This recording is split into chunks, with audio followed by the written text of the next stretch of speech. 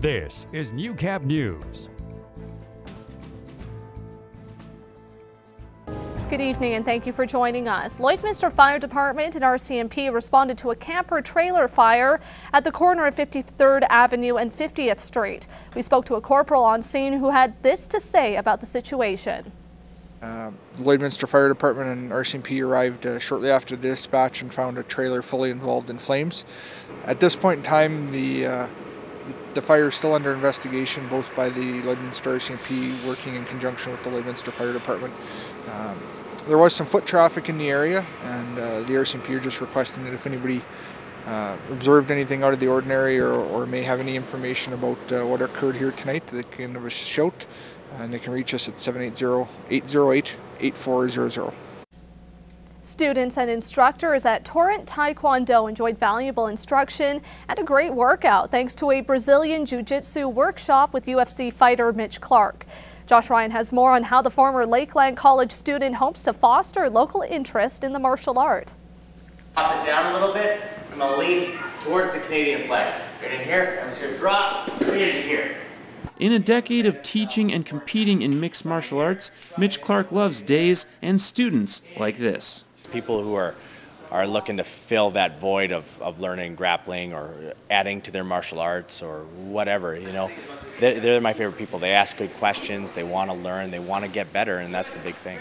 The 10-year MMA pro once called this area home when he went to Lakeland College's Vermilion campus. This weekend, he enjoyed being back in town, giving Torrent students an introduction to Brazilian Jiu-Jitsu and seeing familiar sights. People who I knew almost from the beginning are still here, still training and still teaching and stuff. So it's a really cool journey so far. Brazilian Jiu-Jitsu is all about precision, finding pressure points and using them against your opponent. But even doing the basics is quite the workout.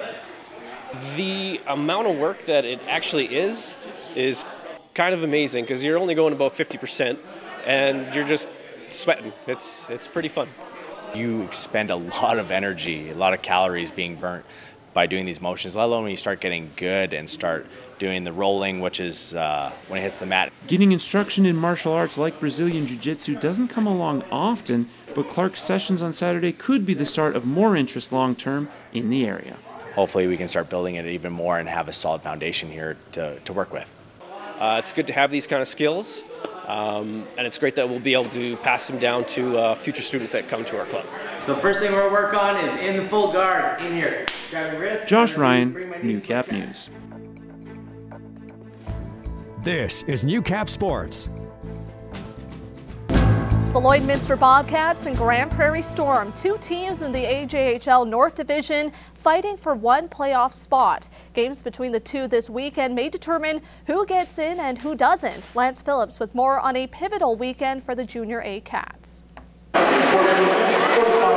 It was a weekend Bobcats head coach Travis Clayton labeled as critical.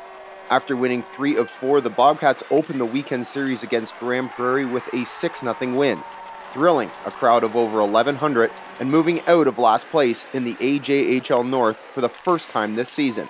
Saturday was much different. Lloydminster opened the scoring in the first, but played catch-up the rest of the night, finishing on the wrong side of a 4-3 score. Guys just weren't ready. Things weren't going the same way as they were last night.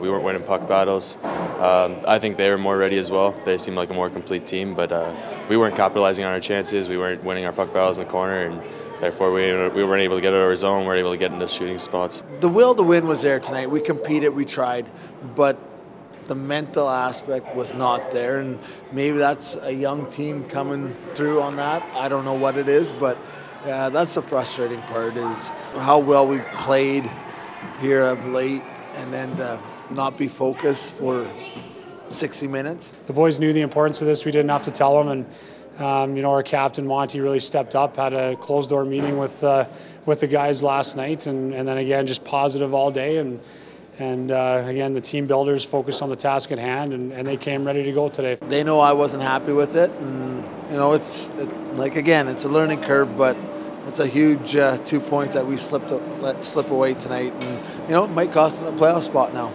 The importance of Saturday's game could not be overstated enough, and now the Bobcats find themselves in a seriously difficult situation.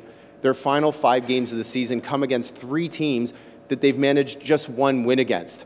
And 2 points will be a very tall order, but something the team is more than capable of.